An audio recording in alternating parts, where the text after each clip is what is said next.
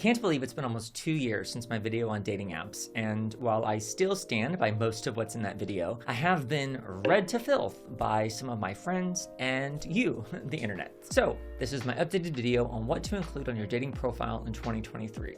And yes, I've gotten rid of the FICO score. If you haven't watched my previous video that I'm referring to, you can click here and watch it first and then come back to this one.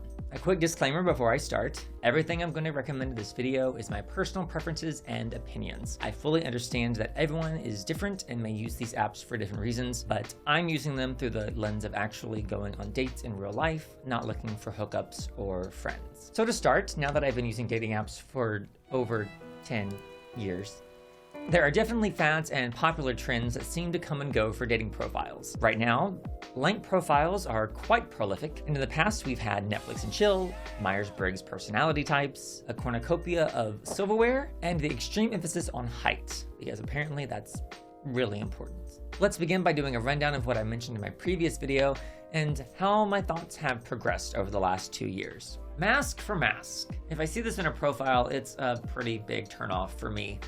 You know, we come in a variety of packages, and if you don't think someone's masculine enough for you, just swipe left on them. Not to reveal a huge secret, but there's nothing stopping me from putting super mask bra on my profile, so putting mask for mask seems pretty meaningless anyway, but that's probably just me. For compatibility reasons, up arrow, down arrow, side to side arrow. So I've had people tell me that I have verse privilege, or they say that I'm unreasonable or ignorant for not wanting to know up front someone's preferred position.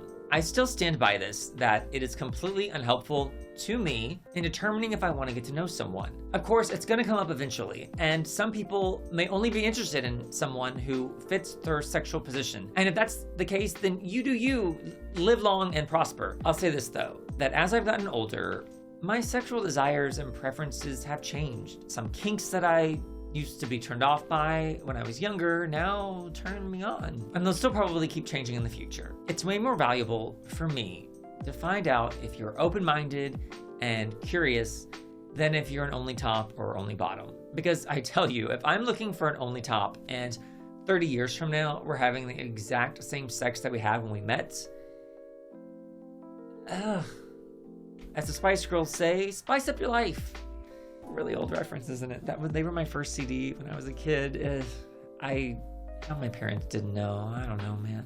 Pictures. Including pictures where you're smiling or just having a genuine emotion is still one of the most important things you can do for your profile. Happiness, joy, your personality, they can all come through in pictures and can be much more attractive and intriguing than a typical glamour shot or trying to be a model or headshot or anything like that. And still, I recommend no group pics because I get very confused, and same with no Facetune or edited pics. It can just set up mismatched expectations when we meet. But definitely include a picture with your dog if you have one. I don't know what the science is about it, but I've swiped right on many guys with cute dogs.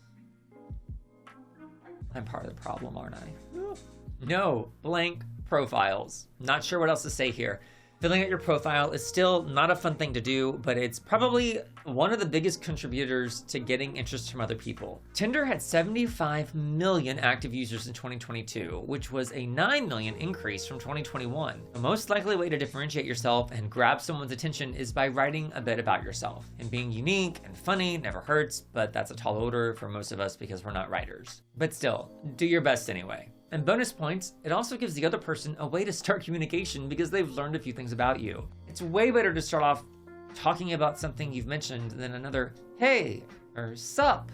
Oh, lordy. Hookups or dates. Still do this and put what you're looking for. Being clear about what you want and being upfront about it just saves everyone time.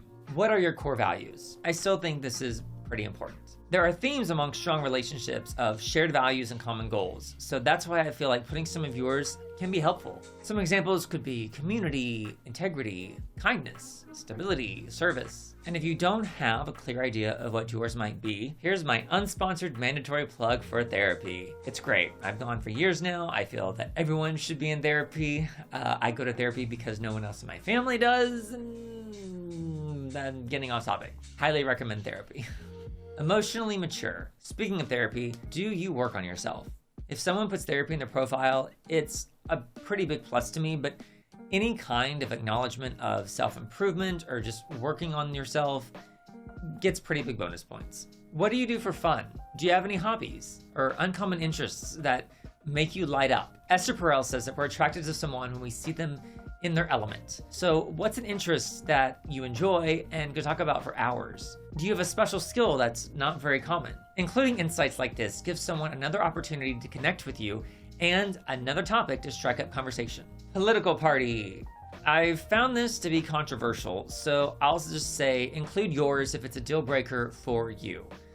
Political ideology in America is still very divisive and may be that way for a while. So if you would like people to know where you are on the left or right spectrum, go ahead and put what yours is. And now, the thing I've been dragged for the most, your FICO score.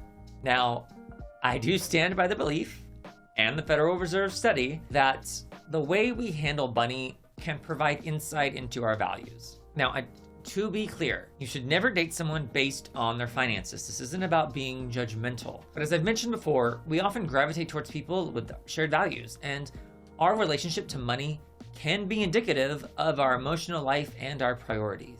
And lastly, I still agree that when someone has a laundry list of everything they don't want, I will 99.9% of the time swipe hell no on them. It just feels egotistical or aggressive and divisional when someone only lists the things they don't want. It actually tells me a whole lot about them and that they're looking for a status that fits their idea of a relationship, but it's not a real person. After all of that, what else would I recommend today to put in your profile? I think the aim is still showing your interests and qualities and values in a pleasant and unique way. And that's way easier said than done. I try my best to avoid the common tropes that are on a lot of other people's profiles. So instead of putting something general like loves hiking or big foodie, I try to be more specific. So is there a place you've always wanted to go? Or is there a type of food that you're really good at making or that you wish you were good at making? It's just adding those small details can keep your profile from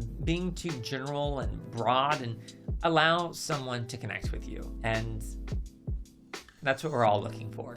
And if you made it this far, thanks for watching. Please hit the like and subscribe buttons. It really helps me out and I would be very grateful. I hope you have a great dating journey in 2023. Be kind to yourself and I'll see you soon.